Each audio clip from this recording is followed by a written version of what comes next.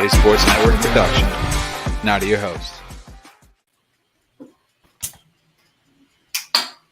Hello, everyone, and welcome to another edition of the Seventh Inning. I was kind of hoping you were going to match my mood of disappointment and sadness. I know that last time I didn't do it right. I am your host, Logan Stone, and with me, as always, my beautiful co-host, Josh Edwards. Josh, how are you doing? We'll save that for Wednesday. Okay, then. We had a good weekend of baseball, other than the obvious. Did you watch any other baseball besides the one series? I mean, I watched a little bit. Wow. Here and there. I had a busy weekend, man. We had things going on with the family and, my life, always doing something. Yeah. You getting too busy for the old Logan. Banded me on Friday. No, I make sure I make time. Friday was just somebody fell asleep in a recliner before the show ever kicked off. It's probably best you weren't on Friday. I don't think you watched the show, but anyways. No, I watched part of it. I definitely watched how you screwed up the beginning. Oh, yeah. Yeah. Yeah, you're still talking to me, so you didn't watch the whole thing. Good. Anyways. Aside from that, we should be having some special guests coming on soon. I think they're all just busy with other shit. Oh, God. Just darn it to the heck. Anyways, let's start off. We got, everything is set up in the Divisional Series. But let's go ahead and talk about the recap because it was a wild weekend. And you said you didn't watch any baseball besides the stupid series that was. No. But let's go ahead and start off with the the most interesting series because it only went 3 games. I mean, it went the full 3 games. The Padres and Mets series. We talked about game 1 on Friday. We thought that Jacob deGrom was going to come back, and they were going to push it to game 3. Oh shoot! Don't press that button. See, this is why I don't multitask. And he did. Didn't go super sharp, but he did, and they ended up winning the second game. But then Joe Musgrove came back in game 3, and was just amazing, honestly. 7 innings pitched. Amazing. He was dominant. Yeah, 7 innings pitched, 1 hit, 0 earned runs, 1 walk, and 5 strikeouts. I think they said he was the first pitcher to ever have such a dominant outing in a winner-take-all game. And that was shocking to actually hear that. I was like, wow. I guess no one has ever allowed less than 2 hits in a winner-take-all game. So that's a big thing. We'll get into the other stuff later about the whole ear thing. We'll wait till everyone gets on. Otherwise, we're going to have to rehash it every 5 minutes. But, the Padres move on to the DS. I don't remember. I think we both had the Padres moving on to the Dodgers, right? I had the Mets. Really? Okay. Yeah, so are you shocked? What is going through your mind right now? I'm a little surprised. I thought Scherzer was going to be traditional Scherzer and not be like he is when he plays against the Cardinals in the playoffs. But, I thought the Mets were a strong team. I thought they were going to be able to do it. But San Diego's been playing really, really good ball.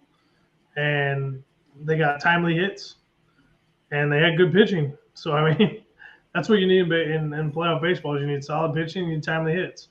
And they made it happen. They got the job done. So, I'm okay with that. I don't want to see Juan Soto win another World Series, but I'm perfectly happy seeing San Diego bounce the New York Mets out because seemed like that was a little bit personal right there, but whatever. It wasn't personal. Seemed a little hurtful. It wasn't personal at all. I just don't need you to have any more ammunition. Because then I'm going to be angry that the Cardinals didn't get Juan Soto. It's whatever. I'm kind of over that one. Like it stings, but it's not as bad as it did on August 1st, actually. Yeah. So I mean we'll get into Joe Musgrove. But yeah, that Padres. I mean, they did exactly what I thought they would do. Which I mean, the Mets offense was just not there. They showed up in Game 2, which is astounding because they never show up for Jacob deGrom. But hey, they showed up and then they were stifled in Game 3 because Joe Musgrove. I mean, oh my gosh, Joe Musgrove is he's becoming one of the biggest names in starting pitchers right now. I mean, he had a no-hitter last year. He was favorite to win the Cy Young at the first half of the season, and then he kind of tailed off. He had a couple of bad starts, but I mean, he's been really good this entire season, and he's moved it on to Game 3 of the wild card. So good for him. Anything to add before we move on to the Mariners and Blue Jays? No. I mean, because we're going to dive back into so much of this. I'd rather not get into deep detail. Yeah. Okay, Mariners and Blue Jays.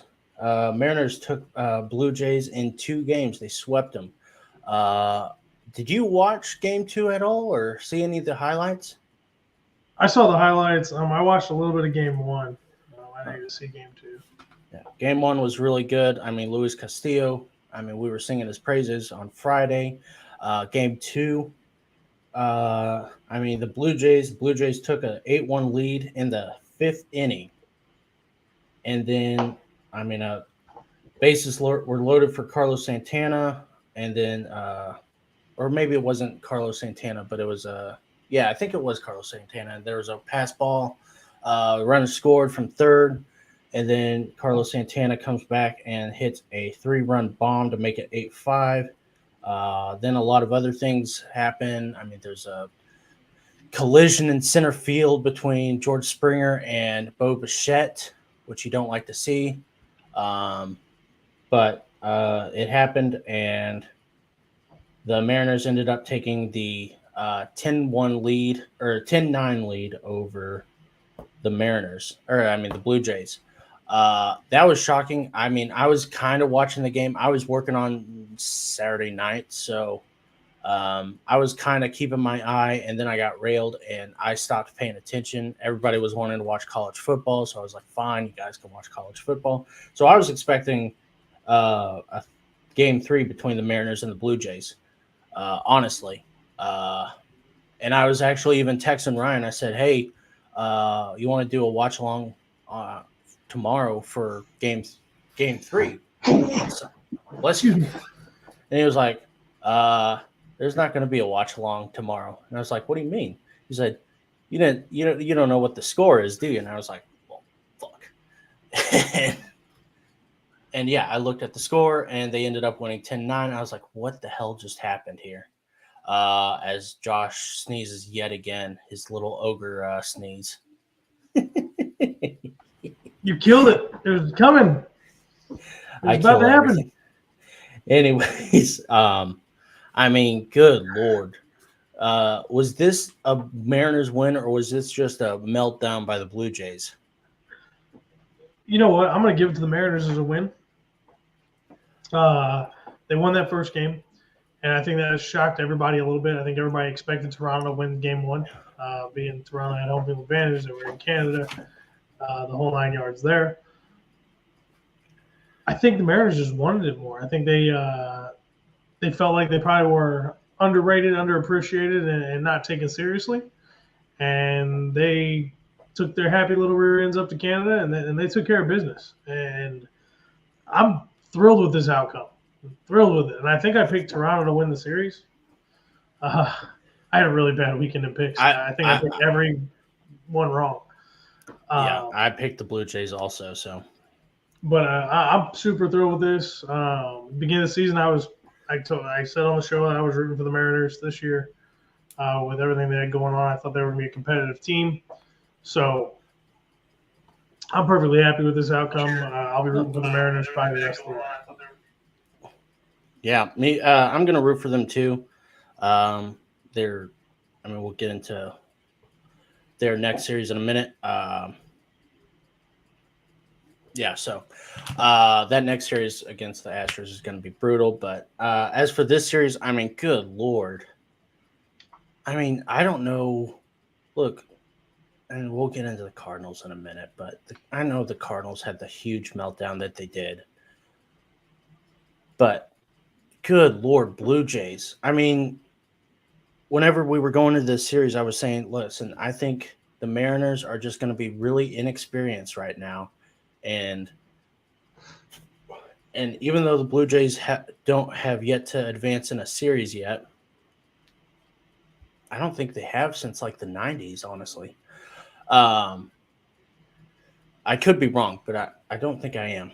I was like, I think the Blue Jays fans are just going to play a huge part in this, and they were shut up in game one because in the first inning the Mariners scored four runs, and then in game two, I don't even know what happened. It's just the Blue Jays, either the bullpen just really fell apart or something, because oh my gosh, it was horrible. But yeah, kudos to the Mariners. They never really quit, and that's good. They're gonna have a lot of momentum. I mean, they wish that the Astros series started yesterday. Honestly, I think. I think they liked the break, but they probably felt like they could play any game right now against any team. And that's huge, honestly. Whenever you're just really you have a lot of momentum on your side, and you just have everything firing on all cylinders, and then you have a comeback like that in the wild card round, after the fifth inning. That's pretty good. That's pretty good. Just to be factually correct here, the last time the Blue Jays won a playoff series was in 2016. Was it that? Okay. Against the Rangers. I was going to say, I thought it was against the Rangers, but then I heard someone say that they don't advance in the postseason at all. So it was I listened to this Blue Jays guy take a rant, and he was like, the Mariners just wanted this series more than the Blue Jays. And I was like, that's fair. I will say this. It seemed like George Springer, like he probably got hurt really bad, but I knew it seemed like he was going to get, no matter what, he was going to get carted off. Seems like he's just really, he always gets injured, and he always is going to end his season or something. Anyways, Guardians and Rays. Guardians sweep the Rays. Game one was a really good pitching matchup. Game two started off great with the pitching duel between Tyler Glasnow and Tristan McKenzie. And then the game went 15 innings. Ended on a walk-off home run. I wish I remember who hit the home run. I'm sure Brian in a minute is going to remember. To me, the game went from being great pitching to just dragging on. It seemed like the offense, no matter what, you could throw a beach ball up there and they'd strike out. And it seemed like the only time it was really threatening was the sixth inning. And it seemed, and this at bat, it drove me insane. It was J-Ram, bases loaded with one out. I don't think it was Fairbanks, but I think it was the other guy who came in after Fairbanks. He throws pitches down and away, and he's not even close. And then he throws it. I think it's 2-0. Yeah, it's 2-0. And then he throws a changeup inside on J-Ram. And for some reason, and it's so low. And for some reason, Jose Ramirez. Oh, hey, speaking of the devil, what's up, Ron? This fucking piece of shit technology, man. I'm gonna stick my dick in this fucking hot cup of coffee. Well, okay then. How are you doing? I'm okay, man. How are you? Good. We were just talking about the Guardians of Rays series and how I thought the Guardians could have ended it sooner if J Ram wasn't a complete cock and balls. Um, anyways, it was a changeup inside on a 2-0 pitch, and he swung for some reason, and all of a sudden, do you remember who came in after Fairbanks? Not off the top of my head. Now I can look it up. That's fine. The pitcher did that, and it just seemed like it swayed the entire at bat because it seemed like everybody on the Guardians bench knew that J Ram was going to get a hit and they were going to take the lead. And after that, they were all good to go. And it just didn't happen because J Ram swung at a 2-0 pitch, and that just was wrong. Shifted the whole inning. He strikes out, and then the next guy, I think it's Andres Jimenez, who swung, grounded right to the second shortstop to end the inning. That was a momentum killer right there, and then it lasted 15 innings. Luckily, who was the guy who hit the walk-off? Wasn't the catcher, was it? No, it wasn't the catcher. Might No. be the catcher. But anyways, he hits it after the 15th inning, and they're all good. I know What's who up, he hit Josh? it off of. Oh, No, yeah. I just remember. All I remember is the SpongeBob guy. So I think all of Is it Cleveland remembers Harold? who he hit it off of. Harold, I want to say it's Harold or something like. We were just talking about it at work today, and now I'm spacing. Yeah. Oscar Gonzalez. I There you was go. so fucking off on that one. But I knew he anyways, was Latino. I just couldn't remember his last name. So yeah, cool for the Guardians. I think it's cool that they won the series, but I mean, that offense just does not look good right now. It's kind of reminded me of the Phillies offense and the Cardinals offense, honestly. It's kind of worrying me because I think they're going to just get railroaded by the Yankees, but we'll get into that later. Ryan, we just talked about the Padres and the Mets. Any takeaways from that one? That's my take. God, I hate the Mets. I love that they do this all the time. The only thing that he and I will agree on tonight. Here's my thing, right? You're losing 4-0 and you're getting one hit, and you play that Edwin Diaz walkout song like something's supposed to happen. Man, get the fuck out of here. Oh, yeah, they did do that. Oh, yeah, like, come on. You guys are getting embarrassed. Buck Showalter's so desperate. He's out here having Musgrove checked for illegal substances on his ears. It's stupid.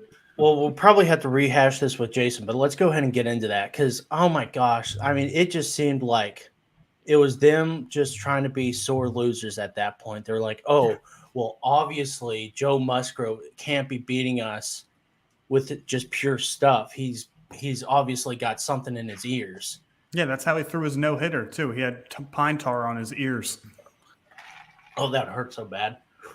Well, I know Buck Showalter came out afterwards, and he said, we were just trying to get momentum change. Like, he knew there was nothing there. He admitted to it. They were just trying to stir up doubt. It's just like that whole like Kevin Cash thing in Game 1 of the Guardian series to me. It was just like, what are you doing? I get that it's a momentum thing, but at that point you're just like reaching, and it just makes you look horrible. And has anyone actually gotten a momentum shift from just like, oh, we tried to get Musgrove off his game by getting a ear check. Oh, we tried to get the Guardians off their game by seeing if Jimenez got touched second. It was like, come on. That whole thing kind of rubbed me the wrong way. And then Musgrove decided to taunt them the rest of the game, which made me happy. Yeah, that was thrilling. That's exactly what I would do too. Like, yeah, you might be trying to change the momentum, but like everybody at home watching is now going to ask a bunch of questions, and it just makes me look bad as a pitcher. So yeah, of course I'm going to mock you when they don't find anything. Yeah, and Machado even started taunting everyone, and oh my gosh, it was at that point I was like, okay, yeah, right. I just became a Padres fan. I was like, cool, that's really cool. I'm rooting for the Padres now. Until they get railroaded by the Dodgers for Yeah, the 13th and 14th and 15th time this year. Yeah, right. And then you want to talk about the Mariners, because I was talking about it earlier. I was like, I was texting you. I was like, hey, do you want to do a Game 3 watch along? Because I didn't know the ending of the game. Mm-hmm. What was your reaction to that game? It just kind of was like, okay, going to a Game 3, and then I was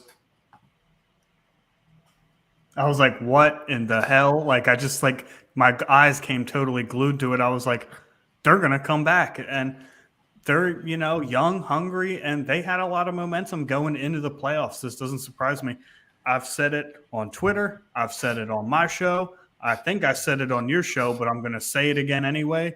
The Blue Jays are the product of playing incomplete teams at home. They're not a playoff roster. They're complete dog shit and totally overrated, and that's my opinion on that. I'm really aggravated with the fact that they actually got into the playoffs. I mean, you think about when Houston would have to go up there during the regular season, they'd be missing like 8 guys. But that's how they want. If you look at their home road splits, I mean, it's day and night. This isn't a playoff team. They never deserve to be there anyway. But congrats to the Mariners. They are rolling on all kinds of momentum right now, and I don't expect them to beat Houston, but man, they're going to give them everything that they can handle. Yeah. Yeah. So Guardians take the Rays, Mariners take the Blue Jays, Padres take the Mets. Okay. Let's just go ahead and go on to this next one. We'll rip. I haven't heard Josh's take on any of this stuff yet, so this should be good. He hasn't watched the full show on Friday, so you gotta start at the 45-minute mark. Yeah. Lisa's giving me a reference point.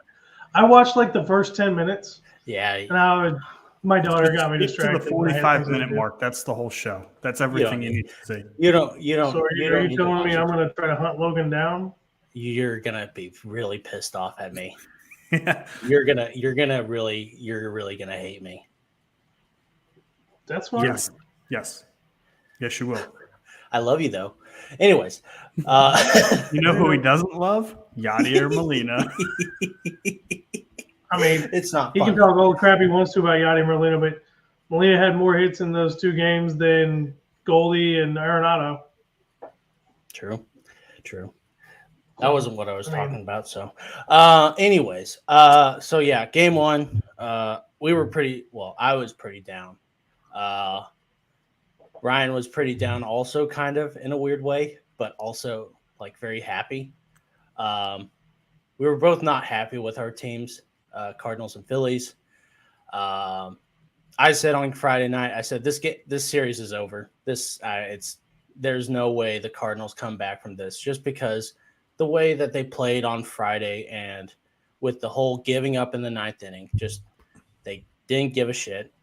And then on Saturday before the game, Ollie Marmol, which we'll get into more in depth on Wednesday, but he goes, if I need to give a motivational speech to my team, then they don't deserve to be in the playoffs. Well, you kind of do. That's not necessarily just the only reason why you give a motivational speech, but okay. So that was really. Does he not know what his job description is? It's to motivate the players. No, he doesn't know a damn thing about baseball. He spent about 5 minutes as a player, and there's a reason why he only spent 5 minutes. But it's fine. It could be Mike Matheny. Honestly, I don't even know who's worse at this point. But but game 2, I mean, Bryce Harper hits a home run. You texted me right there. You were like, take deep breaths, Logan. I was like, I'm fine. I told you, I was like, I'm not watching this game. I said, it's over. It was over yesterday in the 9th inning. There's not even a reason to be playing this game right now. And then, it was 1 run, but to the Cardinals at that point, it felt like it was 10 runs right there. I mean, Josh, do you agree with me on that? Oh, it deflated the stadium. As soon as he hit the home run, I believe I messaged Brandon and the group, and I was like, yeah, it's over. The not getting not capitalizing on Nootbaar's leadoff double.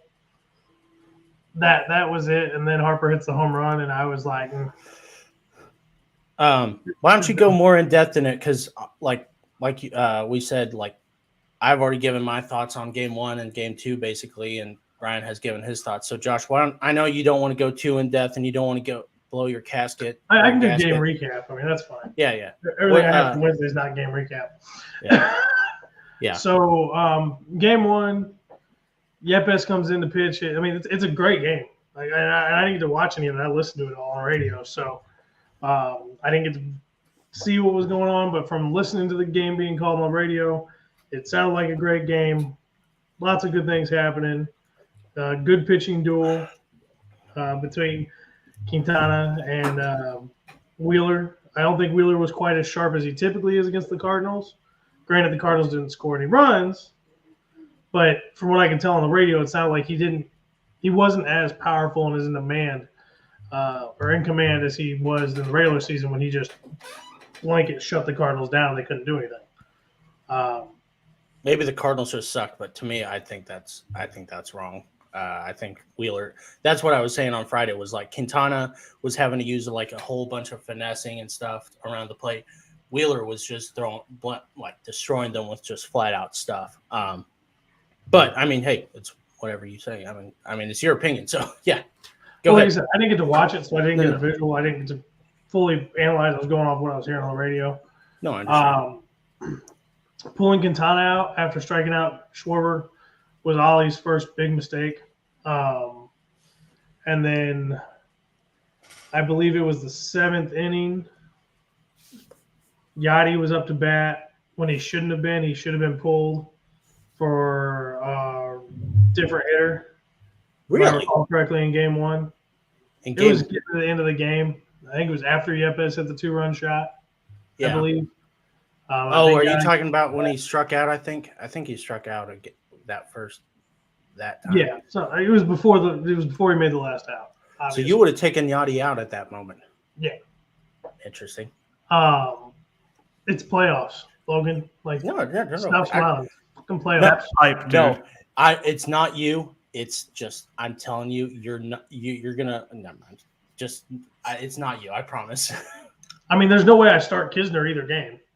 No. I understand. I mean, there's really? no way. No, I guess that. Okay. Hell could freeze over, and I wouldn't start Kisner. But I would have pulled Yachty,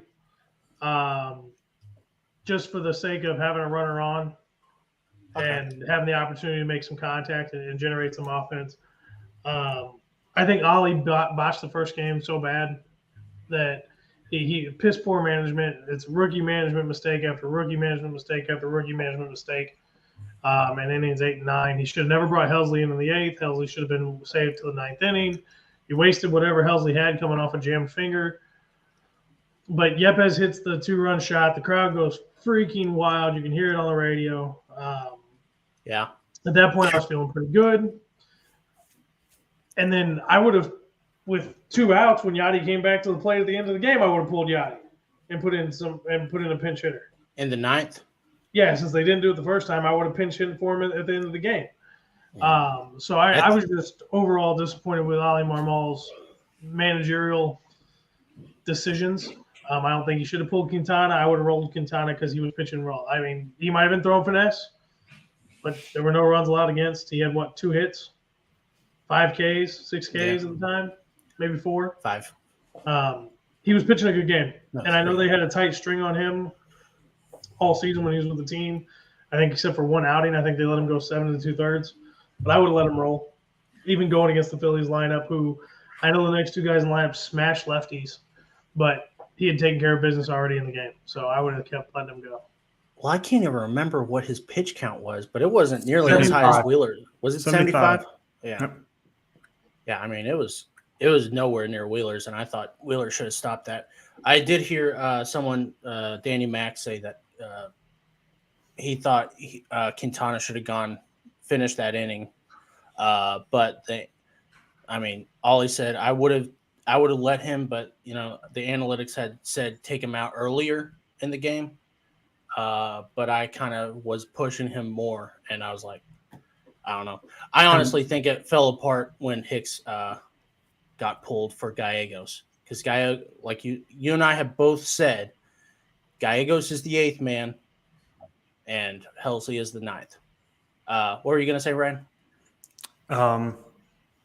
I don't even remember what I was going to say. Oh yeah, I was going to say weird how analytics was wrong in a situation about wanting to pull your pitcher earlier because analytics doesn't measure for momentum and how well your pitcher's actually pitching doesn't account for stuff like that. Also the way he was analytics pitching. is fine in the long run, but you got to think about each playoff game as its own individual game. So yeah, more often than not, over 162 games, your numbers are going to work out. You can't be doing that stuff in the playoffs, man. You're never going to win a World Series like that. And you can ask Kevin Cash that. I'm sure that he's probably figured something out like that by now. He's already flying to LA to pull Blake Snell out of his game 2 start. Yeah. Already. He's already pulled him out.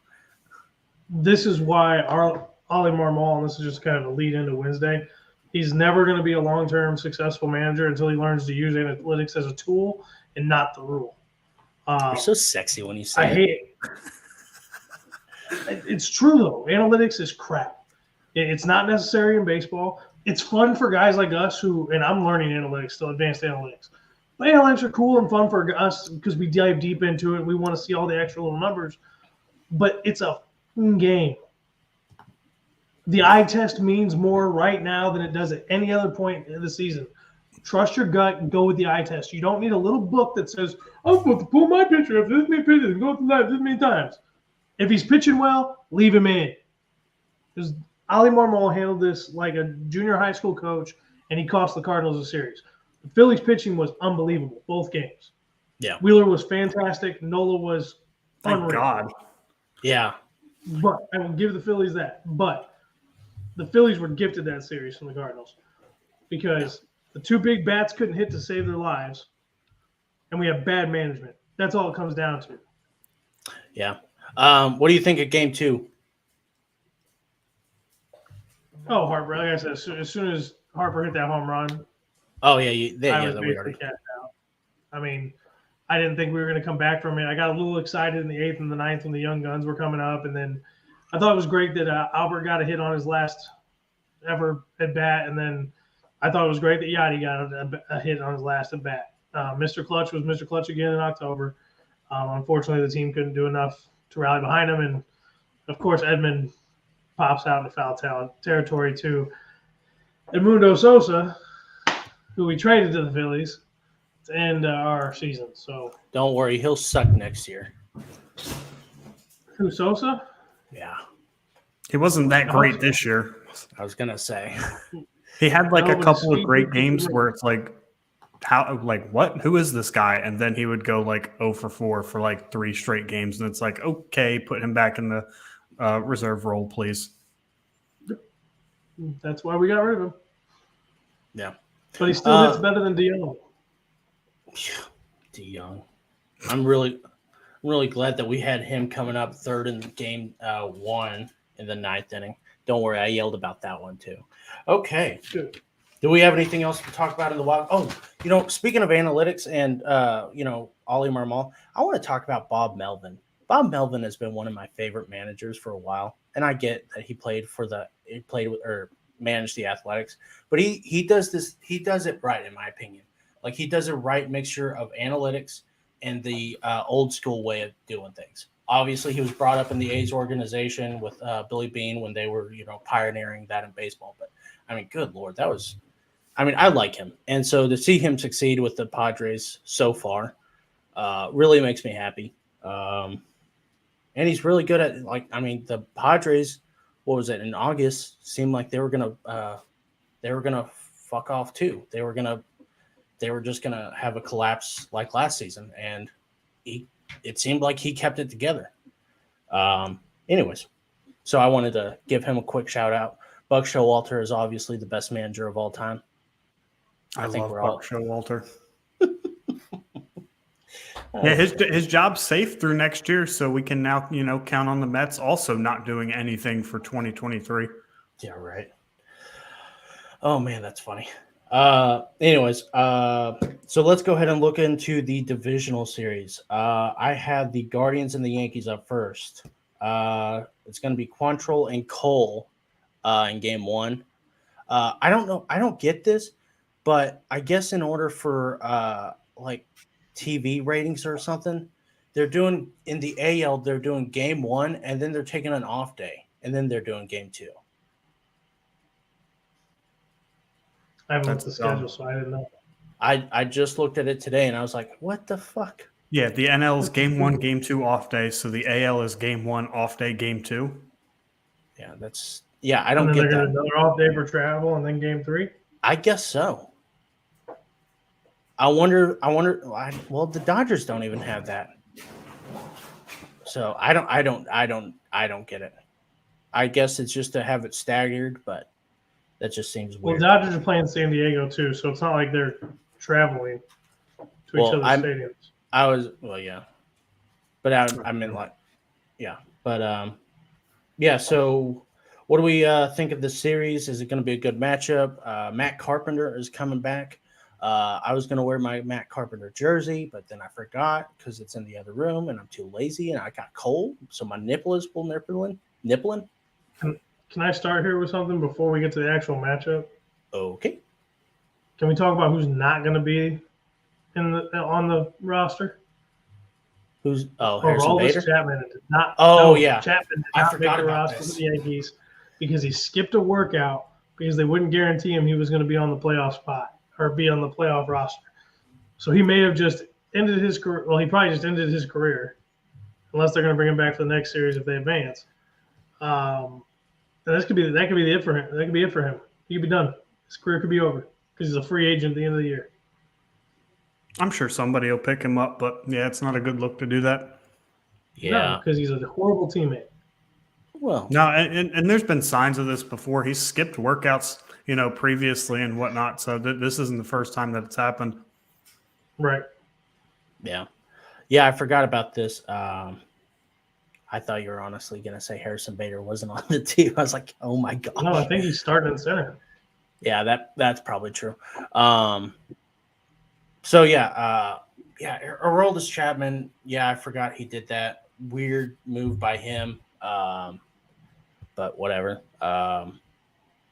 He's been terrible all year, and then he gets mad because he's not on the playoff roster. And by doing that, he's not officially not on the playoff roster. And probably, yeah, like you said, he's definitely. I mean, if he is that much of a shitty teammate right then, he's definitely not going to be invited to do the workout for the championship series if they get there. That was So, my yeah. thought. Yeah. What are y'all's thoughts on this series? Do you think it's going to be a good matchup? Do you think it's going to be a good series? Or do you think is there just I'll let our guest shit going to go hit the first. fan? Yeah. First off, and the Phillies are doing it too, so I'll touch on it later. Why is Shane Bieber not going on short rest? Are you seriously trying to win this game, or this series at all? I mean, at some point, if this goes to 5 games, you mean to tell me Bieber's only going to get one of them? I don't think that the Guardians are serious about winning if they're not going to run out their best possible. I get Bieber just threw 100 pitches. This dude's your ace, man. He's your best pitcher, and this is the playoffs. He has, 3 months after this to rest his arm if he needs it. An extra day, day before he's scheduled to start isn't going to kill him. So, Well, is it 3 days rest? Yeah, it'd be 3 days rest, but They could be starting game 2 to give him 5 days. Yeah, that's just a weird move to me to just commit to. Your number 3 starter. Now, granted, the Indians have gotten not the Indians, damn it. The Guardians have gotten some really good pitching, Canceled.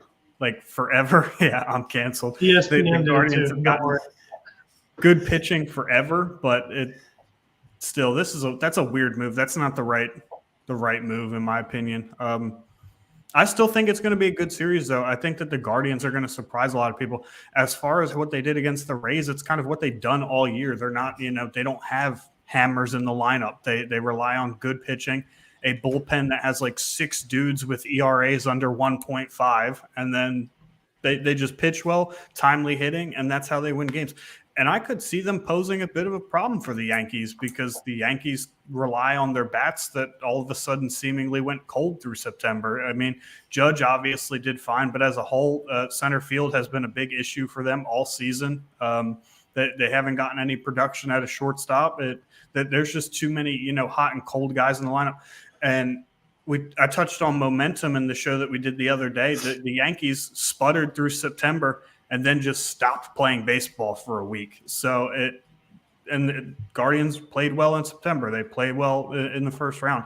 They got all momentum on their side. So I wouldn't be surprised if the Guardians give them a fight here. But not starting Shane Bieber game 1 to me is super weird. He has to go game 2 and then game 5. That's the only way that I could see, that unfolding.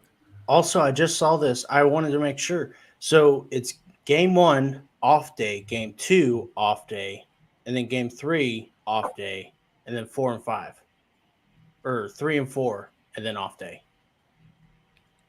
That's just in the AL? Yeah. So the AL's getting a whole extra off day? I think the NL is getting that too. But I mean, good Lord, I don't get why they're doing. I guess they're just wanting to stagger these series so that way they can both have primetime games. Because the Phillies play CS. Tuesday, Wednesday, Friday. Do they? Yeah. Tuesday, well, that's so weird. Unless the MLB app is just wrong. No, it might be, but I've never heard of that before. Yeah, that's super weird. I mean, I could see it because in all reality, you can't, have playoff games starting at 1:00 in the afternoon every single day. Obviously, some teams getting screwed there, but yeah. So I'm sure it's because it's middle of the week games and they're not weekend games or Friday games. If they were Friday games, I bet we'd see afternoon games. But because there's no way they'll get the attendance out there, because people with real jobs who have money to attend baseball games can't be taking off Tuesday, Wednesday, Thursday afternoons to go to baseball games. You saying I don't have a real job, Josh? But yeah, so I'm saying you don't have money to go to 3 playoff games in a row is what I'm saying. I'm rich. The Phillies and the Braves actually only have 1 off day in their whole series. Yeah, that's so weird. You're seeing the AL thing too, right? Oh, yeah, dude, because the Houston-Seattle series, they go tomorrow, off day, next day, off day, next day, off day, and then 3 in a row. Yeah, dude, wow. What a bunch of lucky sons of bitches. Yeah, I don't get that. They're setting up for big TV ratings over the weekend. I guess so. I mean, I don't get that. I don't get that at all. I would love to hear an explanation for that. I mean, I know why they're doing it, trying to stagger it so that way they have primetime games. But we have a guy who works for Cleveland. I'm sure you can call him and ask him. Why didn't they do that to both number 1 seeds? Why is it just the AL getting it? That's so weird. I don't get it. Because it's the AL's turn to win. I mean, I'm sure whoever loses in the AL is going to get pissed off. So I'm sure they're going to get really angry about all that shit. And they're going to be like, oh, well, the reason why is because we had so many off days and we couldn't get any consistency. Josh, I'm going to start with you. Who wins this series and in how many games? I'm going to say, just because Ryan had such a good defense for his points, I've been wrong the whole way. Did I not say Ryan? No, I said I wasn't listening to Ryan. That's why you're uneducated. Wow. I'm going to take Cleveland in 5. Ryan? I've been wrong the whole way. I picked every series wrong in the opening round. That's what I was going to go against say. my intuition, and I'm going to go Cleveland in 5. That's what I was going to say is Cleveland in 5. I just think that the momentum's too strong. And I hope to God that, Terry Francona, if they get to a game 5, goes, I have a former AL Cy Young Award winner. He's going on 3 days rest because Bieber's got to pitch twice in this series. So he's going to win both his games, and I think they steal another one. Give me the Guardians in 5. Maybe he has so much confidence in McKenzie and Quantrill, and even Plezak. Even maybe. Is McKenzie not the weirdest looking pitcher you've ever seen? Plezak's ERA was like 7, so I doubt it. Probably no. What was that, Josh? Oh, listen. So I'm thinking it's McKenzie. If I could be the wrong guy, but is he not the weirdest looking pitcher ever? He's got like sticks for legs and sticks for arms, and he throws the ball ridiculously hard. That's and nothing against the guy. Junior, fantastic ability. I'm not making fun of him, but he just does not look like today's stereotypical power pitcher because he's just so scrawny.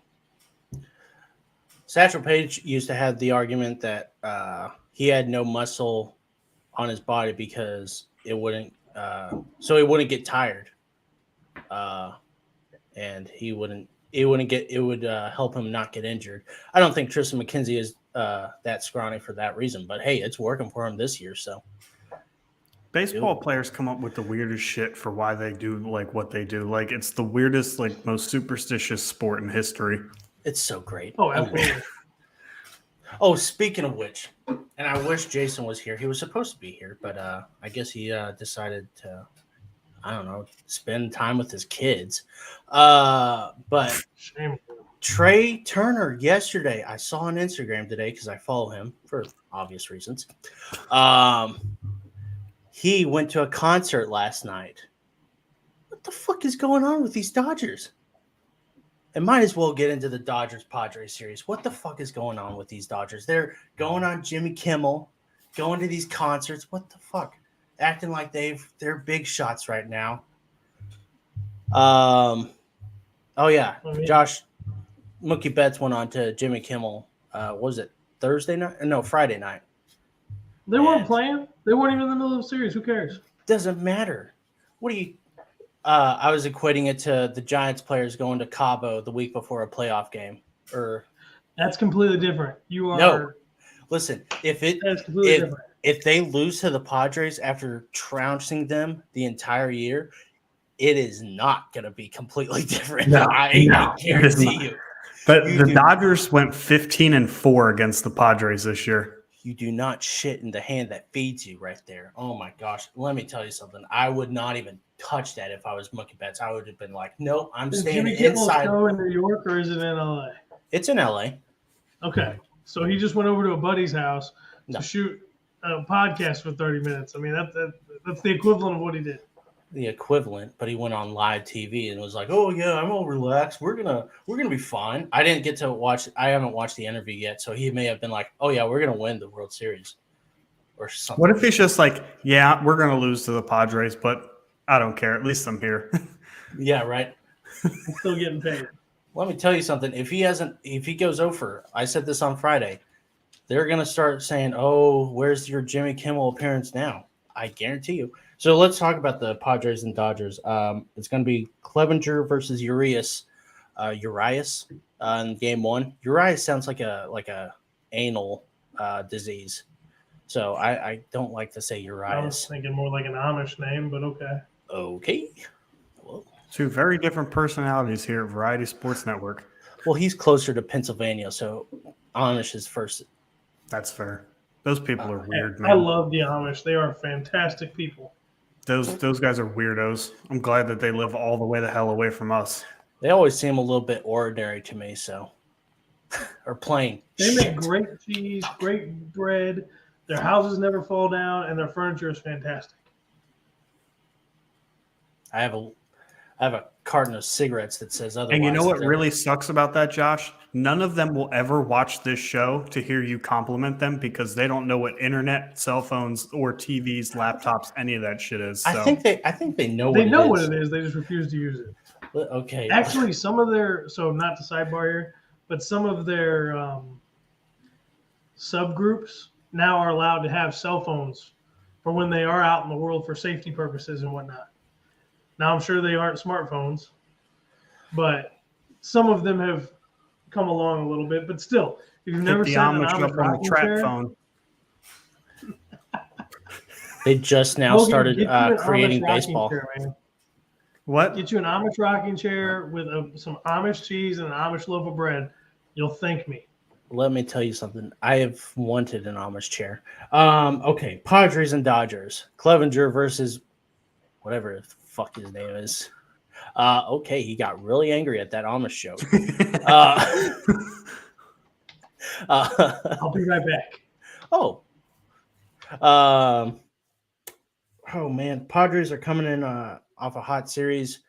What are you thinking, Brian?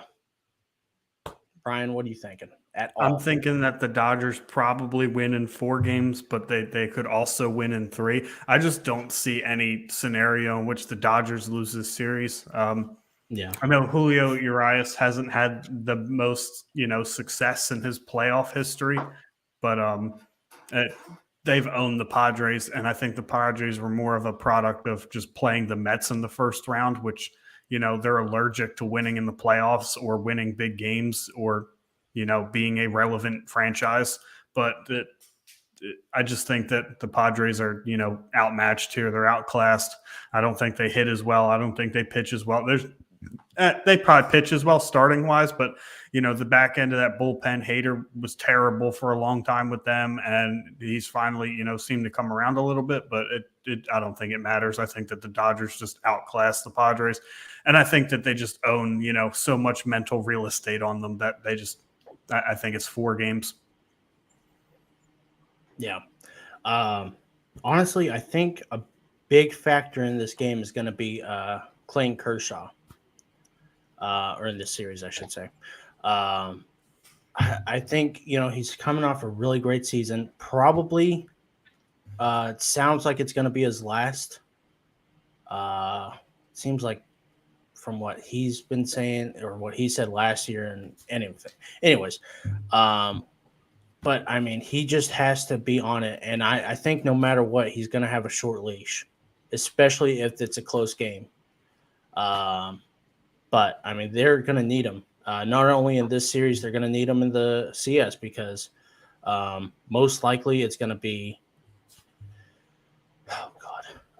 most likely it's going to be Braves, and Dodgers in the CS. And the Braves are just a complete team right now. Sorry, I just saw someone say something incredibly stupid. So they were saying that Paul Goldschmidt is a fraud, so I'm not even going to entertain that right now. Okay. We're gonna. You know what? Nope. I'm here for you guys now. We're gonna have to talk about that. I need Paul some Goldschmidt, explanations on that one. Huh? Paul What? Goldschmidt is not a fraud. No. He had the worst possible month of his life. Yeah. It just how it happened. I mean, he was so hot, and the whole what is it? What goes up must come down. I mean, and he crashed. He crashed pretty hard. I explained to somebody who's a Phillies fan that I was like, look, he played in a 164 game season. Like, that's a really long time to sustain hitting 330 and a 45 home run pace. Like, that doesn't happen. The game goes like this, and he just happened to. Yeah, it ebbs and flows. Like baseball is. It's all about who's hot at the right time. Yeah, and so, anyways, I mean, he's the MVP. I mean, he's had a great season. Anyways, fuck that guy. I think it was a Redbird Branch thing, so hopefully it's not who I think it is. Hopefully it's not our buddy. Anyways, Padres and Phillies. I mean, what do you think, Josh? Padres and Dodgers. Padres and Dodgers. Sorry, Padres and Dodgers. I have a team on. I mean, my gut tells me it's going to be the Dodgers. I think with the way the Padres have been playing, I think they can push it to 5, especially if they get good pitching again.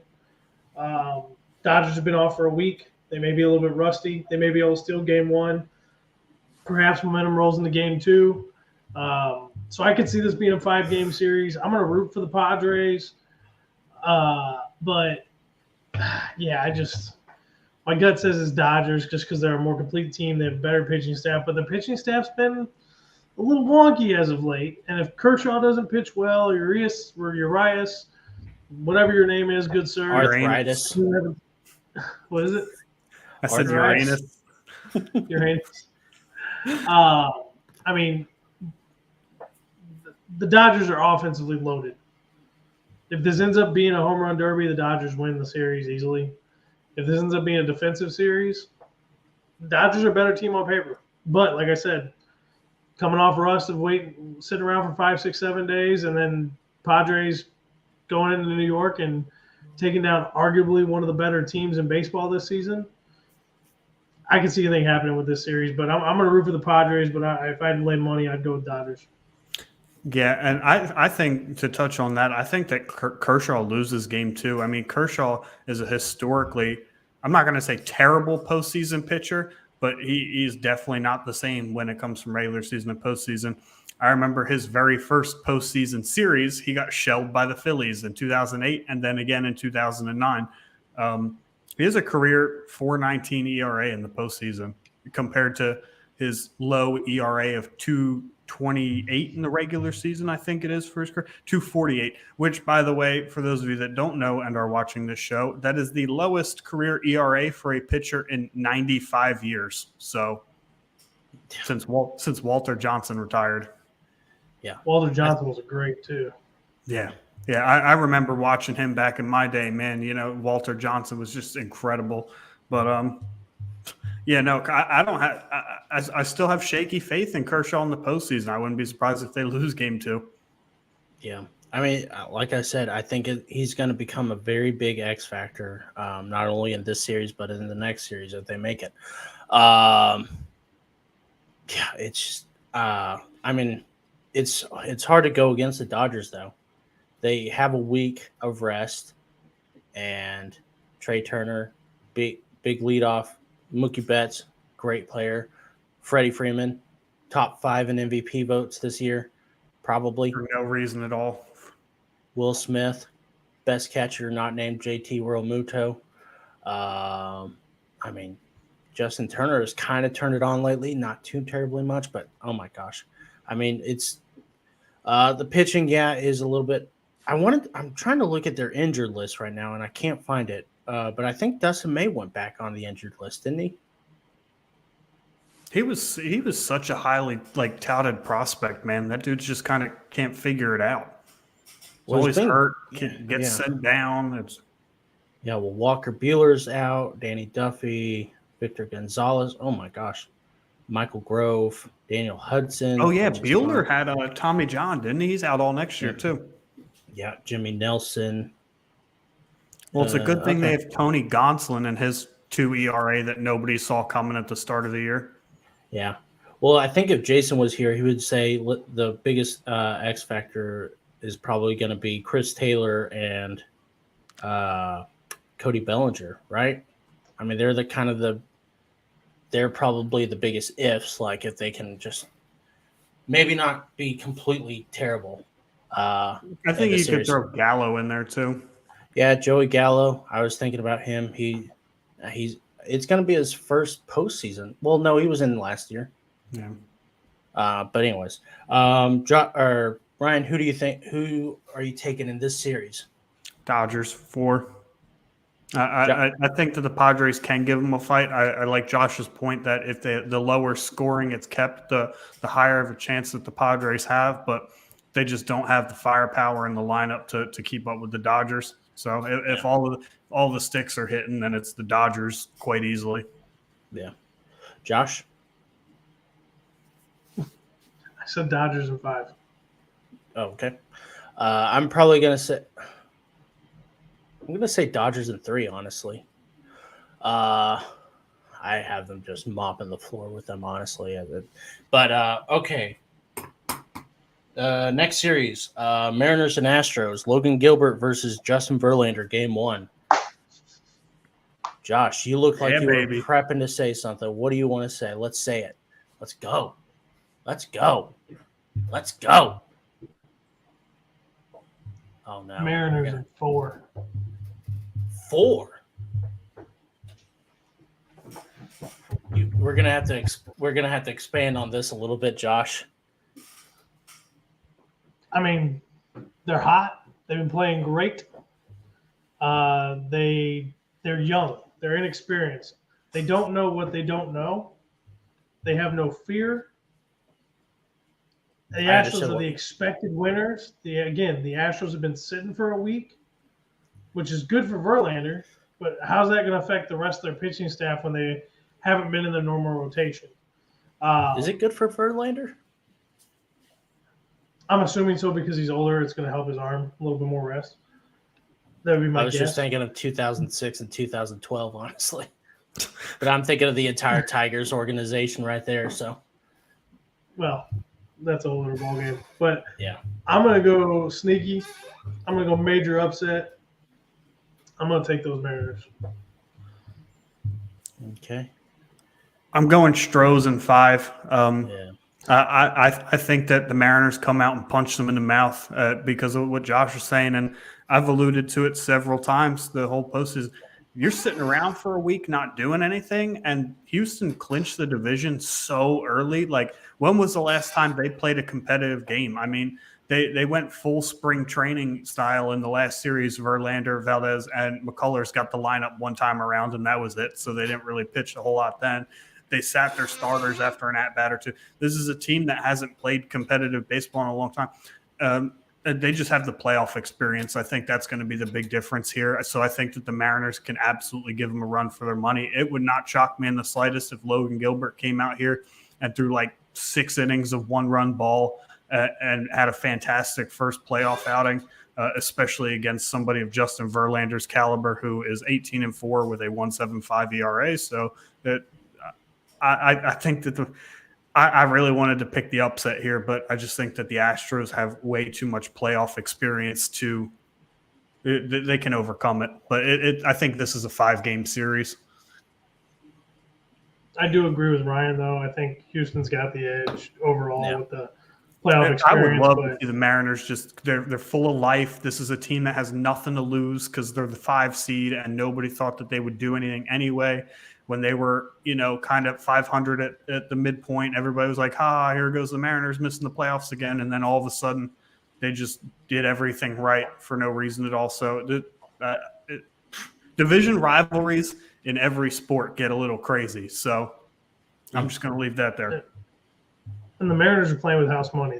And just like you said, nobody expects them to be here. They're the 5 seed. I'm going to go back again and say it again. They got so much youth. They don't know what they don't know. There's a chance. And in the playoffs, anything can happen. That's why it's the playoffs. That's why it's a new season. So, if you can get good money on the Mariners, go ahead and throw 20 down and see what happens. Yeah, I'm sure they're probably heavy underdogs. I don't know what the odds are, but they're probably at least plus 300. I mean, the Astros were the number 1 seed. Yeah. Look, I'm turning into Stephen A. Smith right now. I love the Mariners. I love the Mariners. I do. But they're not nothing to the Astros, I think. Framber Valdez, Justin Verlander, who's the Cy Young, and Lance McCullers Jr., Jose Altuve, Alex Bregman, who's been swinging a good bat lately, and Tucker, probably Jordan, Yordan Alvarez, who should be, he should be remembered in this year as a really big MVP candidate, and he's just been overshadowed by Aaron Judge having a record-breaking year and Shohei Ohtani being Shohei Ohtani. Real quick. Not to interrupt you, Logan. I apologize. No, you're fine. But the money line for Game 1 of Seattle and Houston, Seattle's plus 185. Really? Houston's minus 215. I'm curious as to what the series is. Yeah. Yeah, I'm trying to find that real quick, and it's not working for me.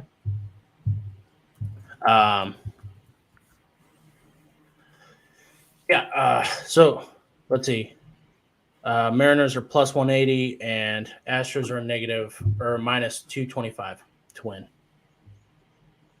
Yeah, that's actually not as bad as I thought it would be. Yeah. But they actually do have the worst odds to advance, though, at plus 185. They're the heaviest underdog. It definitely is. David. Also plus 185. Yeah. It's definitely a David versus Goliath thing. But man, Robbie Gray, maybe I guess he'll get game 3 in Seattle, which will be good. But I mean, other than Luis Castillo, they all worry me in the pitching staff. And so,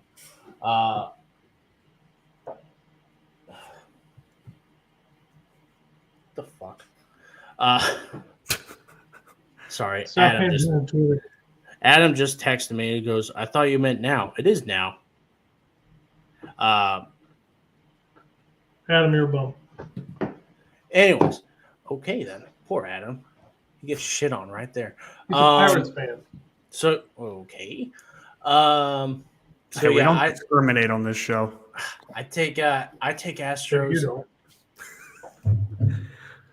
I take Astros in 4. It's hard for him to say 4. It was hard. I was thinking a sweep, honestly. So, okay. Last series. You're just out here thinking these teams keep brooms in their closets and they're just going to dust everybody away. Listen, Yep. That's how Logan is. Just the way Dodgers are, and just the way the Astros are. Phillies and Braves. Ranger Suarez versus Max Fried. Ryan, why don't you go first with some insight into the Phillies? What are the Phillies thinking? Is Noah Syndergaard going to start game 2? I hate myself, okay, because now I have to sit here and root for a team that possibly could have had some momentum.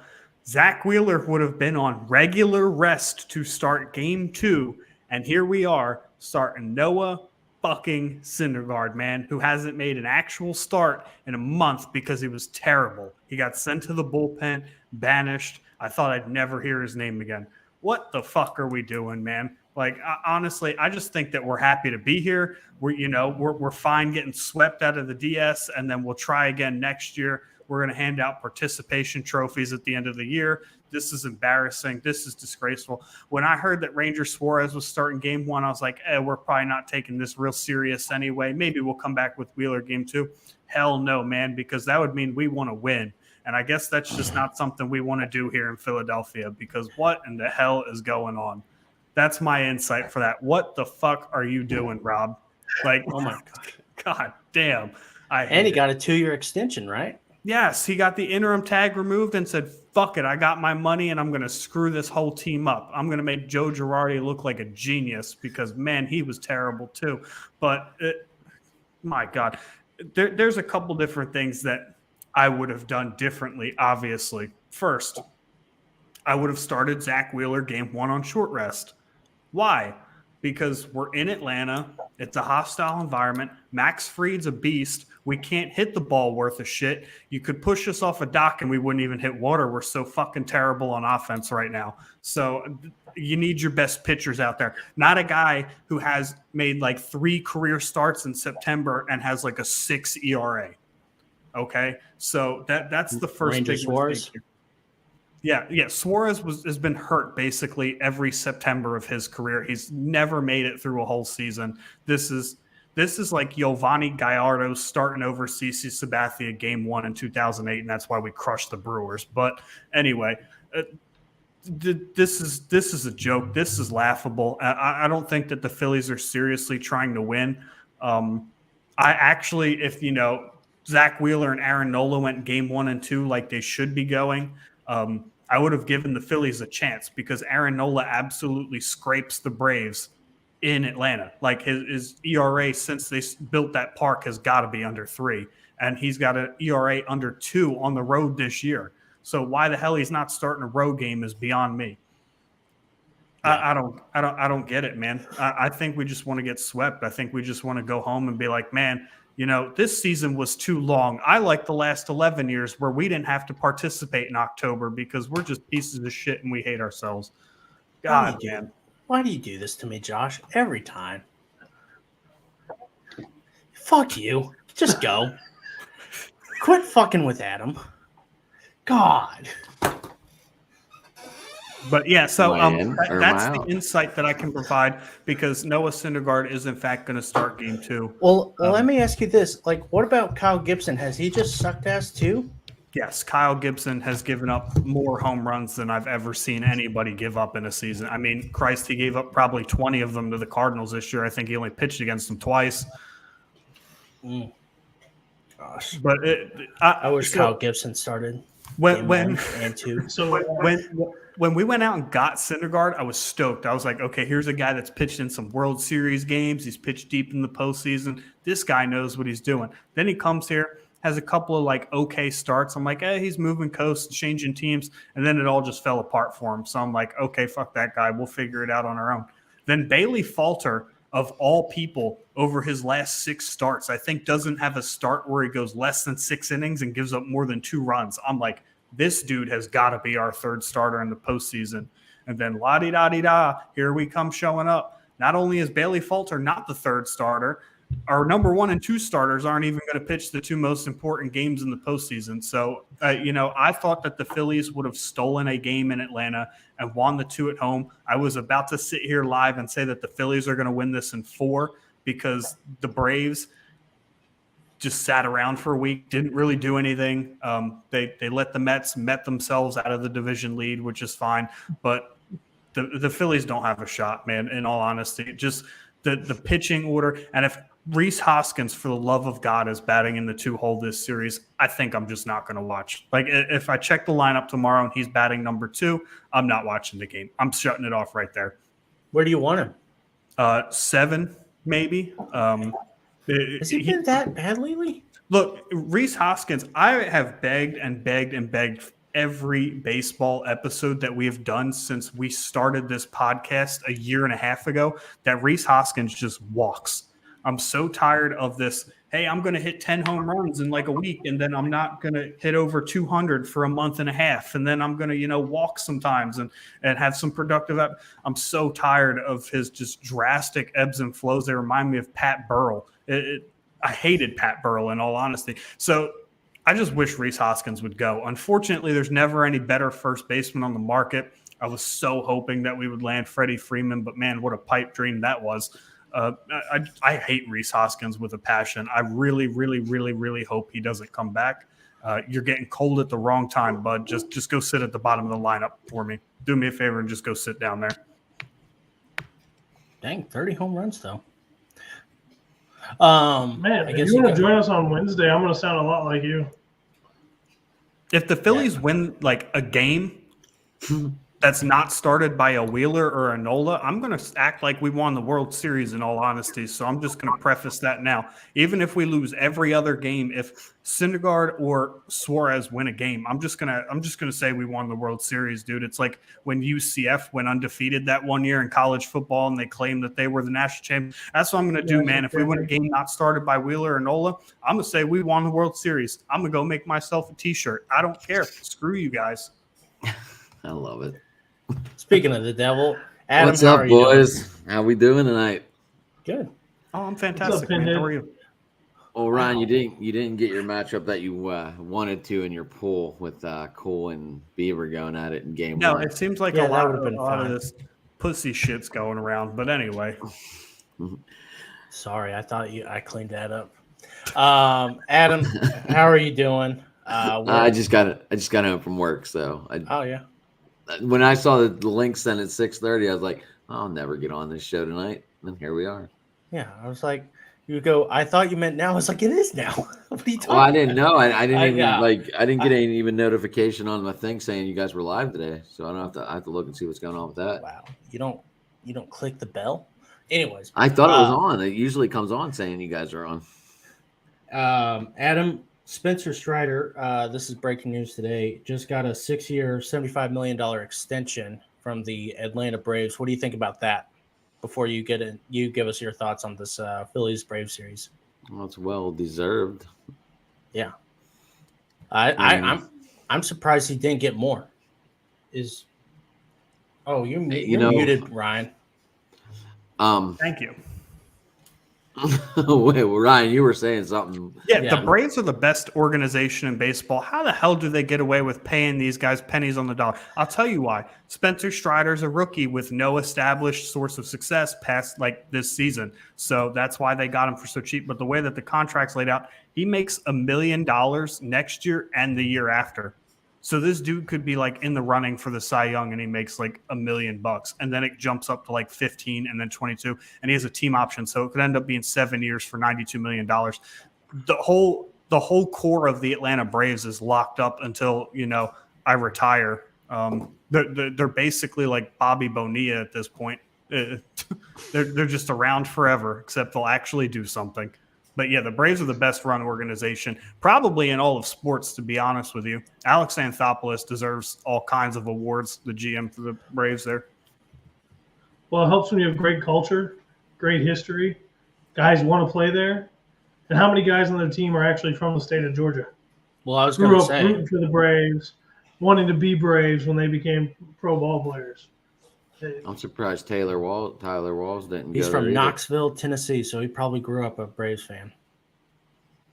Well, Tyler Walls grew up right outside of Georgia. He was the second base for the Rays or short. He played both, so. Yeah. I mean, yeah, he's probably the rookie of the year in the NL, I think. He deserves it. I mean, I'm surprised he didn't hold out for at least like over 15, maybe 17. But, I mean, hey. Maybe he's a team player and he wants to win winning. championships. Yeah, he's probably like, screw it, I love winning. I'll make my money through endorsements.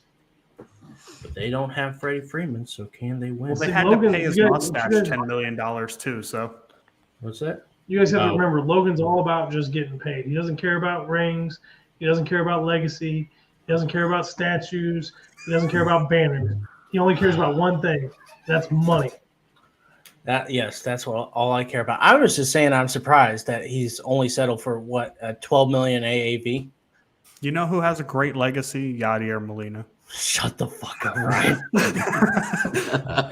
First ballot Hall of Famer. Poke the bear. Oh, Logan, I think you like that guy a lot, don't you? you know what? He used to. I did, yeah. And then he decided to stay, wear out his welcome. Anyways, Adam, what do you think about this Braves-Phillies series? I think it's actually going to be a good series. I can see it going the distance. I really can. I know Ryan barely sees them winning the game, but I can see it going to Game 5. Who wins? I hate to say it, but I think the Braves are going to win it. What'd you just say? You said Game 5. Isn't it the 5-1? Yeah, it says best I of think five. it's Game 5. Yeah. Really? Down to the wire. Do you think that Philly – so, Ryan, do you think that if they survive Game 1 and Game 2, like they go – like they win one of those two, and then, like, do you see them doing well at home? I do. I mean, I assumed Wheeler or Nola or maybe both would start the away games, but I don't even know who's going to pitch for us anymore. Hell, we might run Kyle Gibson out there for all I know. But if we look at least semi-competitive in Game 1, Game 2, we don't even have to win. I could see, potentially us sweeping at home if they decide to run the two people out there. Then my biggest issue would be who the hell is going to pitch Game 5. But yeah. I just see it going 5. I just do.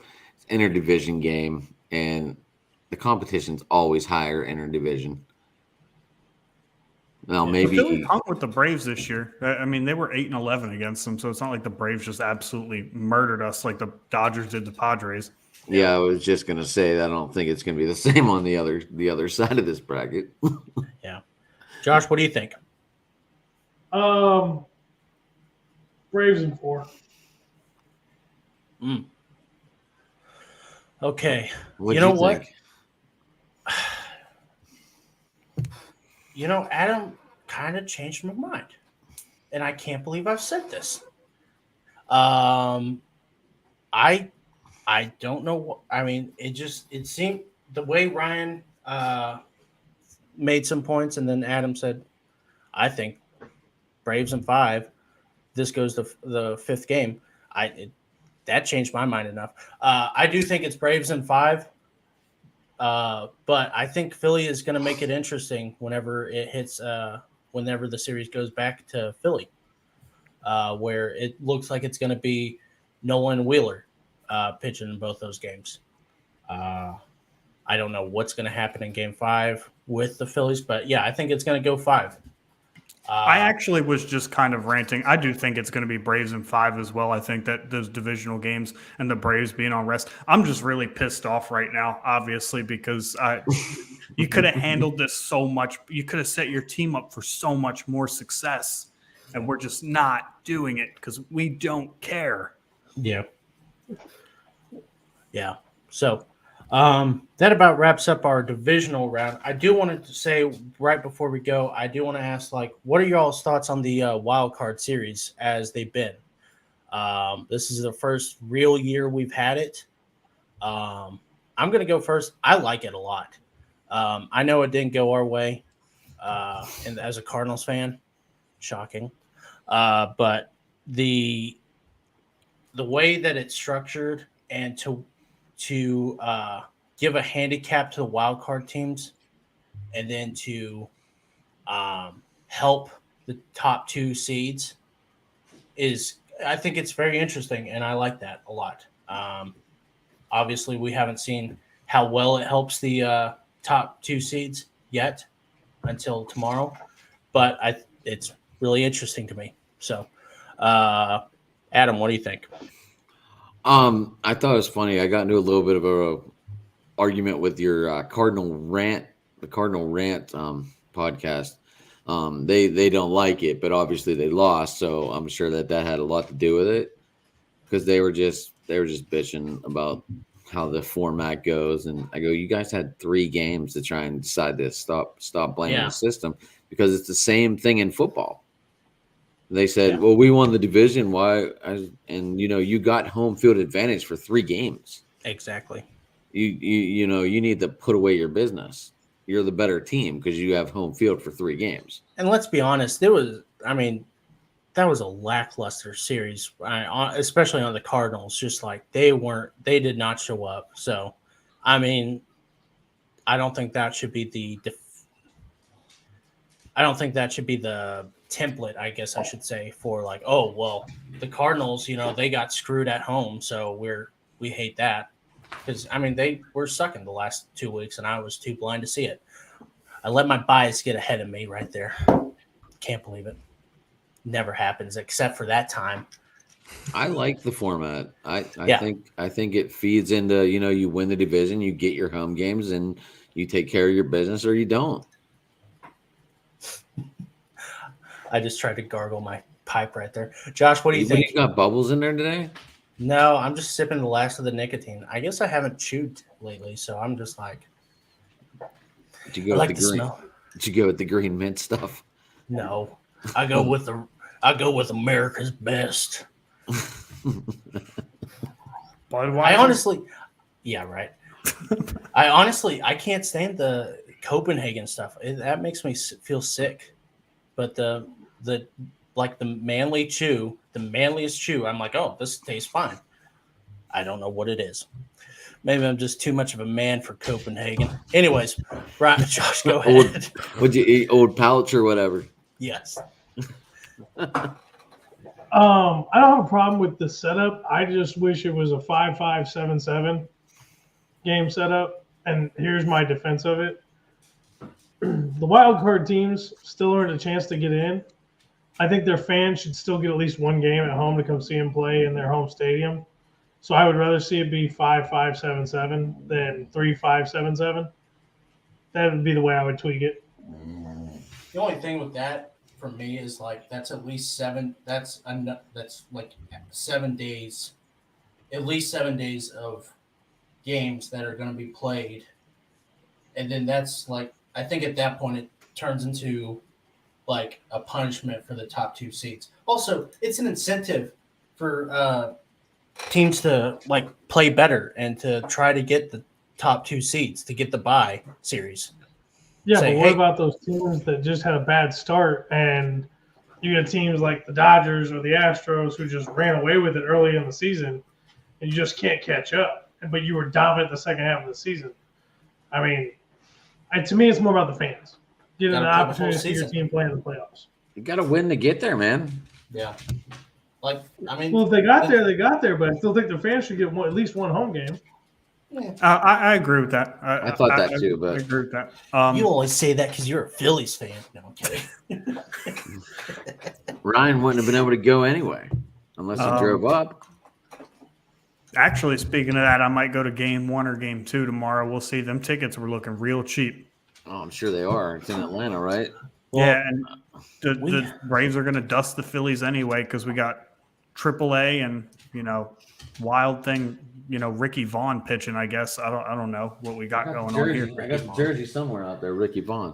But I actually like the setup. I think a couple different things that we alluded to. I actually don't think that the 1 and 2 seeds have as much of an advantage as you would think because they go a week without playing baseball. Meanwhile, they're going to end up playing a team that they've been fighting for their lives probably the whole month of September. You look at a team like the Dodgers, 0 competitive games in the month of September because they locked up their division, and now they have to sit around and not play baseball at all for a week. That takes as much as nice it is to have the rest. Like you got momentum, you got players wanting to go out, take swings against live pitching. You have the chance to look really, really rusty. So I think that it kind of closes the gap there, at least in the beginning of the series, as far as the DS goes. And then one thing that the MLB probably should have done years ago is expand the playoffs a little bit. I think 6 teams each league is probably the most comfortable number. It's not like any other league, like the NHL where they play hockey. I hate you. I knew you were going to do it too. where 8 teams from the Western and Eastern Conference make it, or basketball. I mean, even football is now getting there where they're kind of bumping up their numbers that play, in the playoffs too. So I think 6 teams is a comfortable number, and I think that the setup for it is appropriate. But yeah, it would be kind of nice, as a Phillies fan, to be like, hey, let's go catch one of these wild card games where we don't have to fly halfway across the country. But I like the way that it is. I do understand why they do that because St. Louis did win their division. The Phillies also had 162 games to win their division. We just fucking suck and can't hit half the time. So, yeah. So I'm looking at SeatGeek right now. I don't know if you know this, but I'm looking at tickets for the Philadelphia Phillies at Atlanta Braves tomorrow. Tickets are insanely cheap at SeatGeek. And you know what makes them cheaper? Tell them, Josh. Well, VSN is officially sponsored by SeatGeek. So when you make your first purchase on SeatGeek, you log into the app, you go ahead, you pick out your tickets. You want those third base line or first base line, whatever team you want to go watch. Assuming third base line for Ryan. And you put in VSN to checkout. It's going to get you $20 off your first order. So basically, it's going to eat your fees. And you're going to get tickets at price of tickets instead of, jacked up for an extra $20, $30 with all your taxes and all your app fees. But SeatGeek's great. Get you all the best prices for the best seats. Wait till like 5 minutes before the game starts and then pick up your tickets. They'll be even cheaper then. But yeah, SeatGeek is our new official big sponsor here at the VSN. We're excited to have them on board. I know I got a buddy who already just used our code to get his tickets to his game that he's going to. So make sure you go on SeatGeek to get tickets for any of the sporting events or shows or anything you want to go to. Let's download the SeatGeek app. When you go to check out, put in VSN, get $20 off your first purchase. You're so fucking beautiful. Tickets are like $87 on the left field side. In the first section, bottom section. I wish I was closer to Philly. I would make this drive.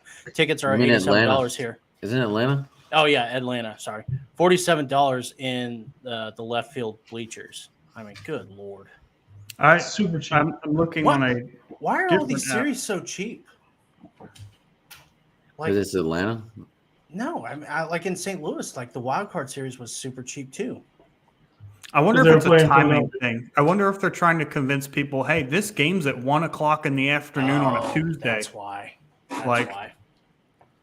You can afford to take off work and come to the game. Yeah. Hey, if you pay just $252 for this ticket, you can pretty much tell Reese Hoskins to go fuck himself behind. I actually the did Phillies that one dugout. time. So I completed a road trip. I went to 10 different stadiums in 10 days, and the Phillies were playing in Milwaukee. So I sat right behind the third base dugout and had the pleasure of telling Odubel Herrera he fucking sucked every time he went to bat. I wish I had thought of I'm that. sitting there in my Phillies jersey. I'm like, Herrera, you suck. And there's another Phillies fan in the section. He's like, right, dude. And all the the Brewers fans are like laughing. They think I'm being funny. I'm like, y'all think I'm kidding? I hate this guy. I actually hate him. I wish I knew what it was like to hate a player. I mean, good Lord. You sound really immature. I don't hate anyone. I don't hate any player 2 whatsoever. words. Harrison Bader. I forgot. I don't hate him anymore. I don't He know loves if him I now. told you guys. Yeah, I love that he's not playing on my team. Anyways, It's but yeah. 200. It's 200 for Saturday's game in Cleveland. Is it? You know who else isn't on the team anymore? Not on it, not officially, but Yadier Molina. That doesn't bother me. Right? I was He telling. probably gets excited about that one, right? I'm poking the bear here. I'm poking the Yeah. bear. I want them to fight about this. I have no. I want that rant like we had on what was that, Tuesday? I want that rant. Friday. It's Friday. I don't even remember. What? Dude. Tuesday. Fuck. Damn, dude. Jeez. Josh, now missed I a got to good go rant, listen buddy. to the whole thing just You so missed I a good can rant. cut your nuts off on Wednesday. You missed a You're- good rant, Josh. I hope you hear what I said and not get too angry at it. 45-minute mark, Josh. The I Phillies appreciate the fans, reference. the Phillies The fans bear agreed was with me. the bear was poked. Do we have any last thoughts before we head out? Oh no, you Go went Phils, ahead. baby. As much as I'm disappointed at their starting pitching decisions right now, go Phils. Yeah, I What the fuck? I don't know if I can. I'm say ready go for Phils. hockey season, so it's whatever to me. 25. Nice shirt, Josh. Josh, on Friday's show that you decided to say, Logan, you can go fuck yourself. No, I'm kidding. I've done that to you like 3 times, Jesus so it's Christ. fine. Yeah, I was But, about to say. But That's crazy. The tickets are really $18. yeah, they're like On SeatGeek. yeah, like in the Yeah, okay. I'm on nosebleeds. I'm on SeatGeek, right? Listen, we You have can't to come on anymore, Adam. We have to suck. No, you can come on. You can come on me all the time. Oh, wait, hold on. That Wrong- sounds the awful. wrong show. Did- this is did you not see- did you Adam's show. Do you see the crazy video going around Twitter right now of the Giants guy The Giants got with his no. pants down and the Oh, guy looking yeah, like yeah, you yeah. jerking him off? Oh yeah. I saw that. I was gonna send that Josh, to you. Josh is like, I didn't see this yet. No, was gonna I'm not say- even going to look it up. Jesus. Was it yesterday's show that you were you on Gina's show yesterday? Did she have a show yesterday, or is it tonight? No, I posted. No, we did a show Friday. Or I was Saturday. gonna send that to you, and I forgot to. But anyways, I thought I sent it to you. Actually, I thought I tagged you in it. you probably did. I don't do Twitter really. But anyways, do we have a favorite team going in? I mean, obviously we have the Phillies, but do we have a favorite team going into the next series that we just really want to watch? Obviously, Cleveland for Adam. Seattle. Seattle. Yeah, Seattle's a favorite of mine. Yankees, obviously, for Matt Carpenter. Matt Carpenter. If they gave out MVP awards in the DS, he's going to win the MVP in this DS. So look out for that one. Which cooler are we gonna see? Cooler? Yeah, playoff cool or regular season cool? What? Garrett Cole. Oh, Cole. Garrett Cole. I thought you said. I thought you said Coors. I Yeah, thought you so said. did I. I was like, oh, okay. They bring out a different can for the playoff shit. I was about to say, was it Sorry, Silver Bullets or Yellow Jackets? Like, which one? I don't know. I thought you said coolers, and I was like, "What the fuck are you talking about?" Anyways, What the fuck am I talking? That'd be saying, what the fuck am I talking about too? Nothing new. But, What was that? Cole is probably going to do really well for about 3 innings, and then he's going to get shaken up, and then he's going to get pissed off at Joe Torre for spending 5 extra minutes in Yankees Stadium, like on the pitching mound, and he's like, the game is supposed to start at 7, and it's 7:05. I'm all screwed up now. Dude, I remember that. I couldn't figure out where that was going at first, and then I was like, "Oh shit!" I remember he bitched about the start time and why he gave up like 9 runs at start. But anyways, Man. we may be back tomorrow first game. I don't know. It depends on how I feel. Maybe I feel good. Maybe I feel bad. Maybe on Wednesday before Cardinals Chronicles, which is probably going to be a bloodfest. I love you, Josh. Are we gonna get him in? Are we gonna get a Molina rant? No, I'm done with the Molina rants. Ah, damn it. I mean, it's probably going to be a Molina rant on Josh's side in his defense, but it's going to be not from me. Anyways, you guys are welcome to join. I would like any witness. Let's put it this way. On Wednesday, I told Logan he could just grab his popcorn, his drink, sit down, and shut up. Yeah. Sign me up for that. I'll be there Wednesday. Yeah, Josh hasn't seen the video yet. So, anyways, that'll be interesting. Your video is not going to contribute anything to what I have to say on Wednesday. No, I know. I'm going to have 45 minutes of uninterrupted. I know what you're saying. I'm just saying that you haven't seen the video yet. So that's about to be like, Logan, you're going to need to sit down and shut up so I can yell at you for a little bit. Anyways, I may just remove you from the show all day on Wednesday. It's fine by me, honestly. What the fuck? Anyways, I will see you guys. Ryan, you wanna Okay. plug your show? Yeah, the plugs. Well, hold on. What's up, Adam? What is AB retweeting today? I know this isn't football talk, but retardednals? Who? Antonio Brown. Oh, Yeah. That guy's still alive. Yeah. He Somehow. retweeted like a cardinal bird and retweeted retardednals. Oh yeah, and then he pinned it too. Yeah. okay. I don't know. I just saw it because I was trying to find that Giants thing in real quick. And of course, you run across a million things whenever you log in and you're like, what the fuck? And then all of a sudden, I forgot what the fuck I was doing. Yeah. They lost to the Eagles. It was a really bad weekend to be a Cardinal. Really bad weekend. Luckily, I don't like the Arizona Cardinals. But anyways, Ryan, go ahead and plug your show and your network. Yeah, so I work for the BSing Network. I am part of the BSing Sports Podcast. My Twitter handle is usually down there somewhere. I guess it's blocked by the frame, which, by the way, I definitely want to talk to you guys about. That's a pretty cool frame. It's at Ryan BSing Sports. Yeah, there it is.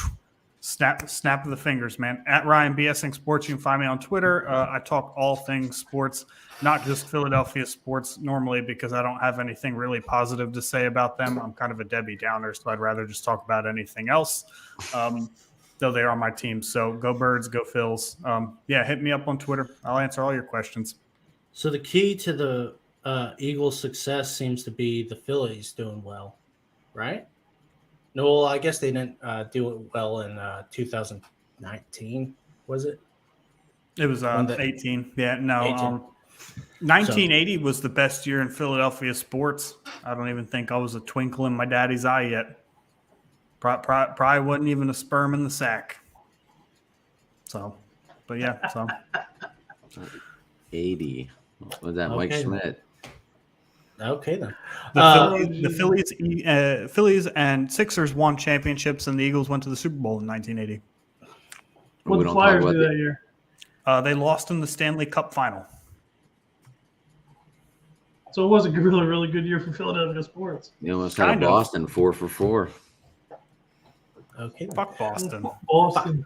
Oh, yeah. Tom was supposed to come on. Piece of shit.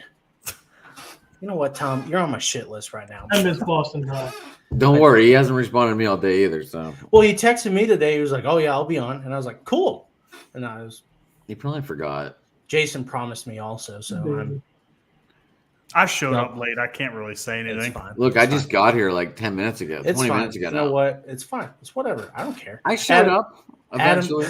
Oh, I didn't even know. I was like, are you on now? Adam, I'm not mad. I'm just disappointed, okay? Oh, that's worse. That's 10 times worse. I know. You should have told me. I would have got them fucking both here. Yeah, right. Well, I thought, I was like, oh, okay, yeah, Jason, Tom and I get along. We're good. They'll come on.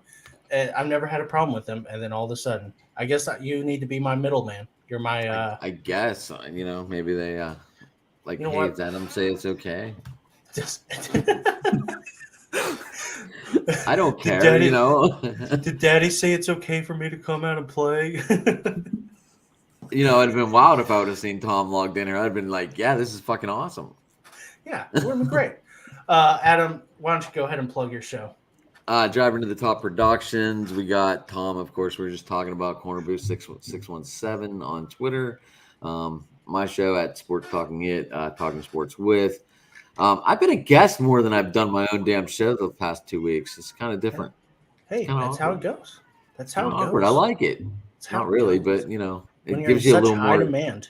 It gives you a little more relaxation. I like it. Yeah. We need to now that pool is done officially, we can do the 2000 to 2009. I'm free tomorrow night. I don't know. I don't think I will work long till close again, but We'll Ryan, talk about it after. All right. I mean, I have a show at 6:30, but I'll be done that way before we would do anything. So okay. And I know Gina doesn't have a show tomorrow. She's going to the Warriors game. Ooh, fun. So, anyways, Josh, do you have anything to say? Any wise words of wisdom? Make sure you show up Wednesday. on time. 8 o'clock You're Central. totally fine, Ryan. You too, Adam. I don't blame you guys at all. You guys have lives outside of us. It's totally fine. Yeah. yeah, Josh, it's called work. it's gonna be the last. It's gonna be the last last Cardinals Chronicles until about December, I think. Right when winter meetings kick off. Yeah. So Probably, yeah. I Yeah, was so in Unless Vegas some for big winter news meetings one happens, year. we have to have a Super shorter weird. episode. yeah, there's probably not going to be any big news unless Contreras just signs the second after the World Series ends. But I doubt it. And that'll be So- something else for me to be mad about. For you to be mad about? Yeah. Oh, I was going to say, I don't mind Wilson Contreras. I think it's a stupid idea. But anyways, that's another topic for another day. Everyone, live long, watch some damn baseball. Peace out, motherfuckers. Josh, hit that sick beat.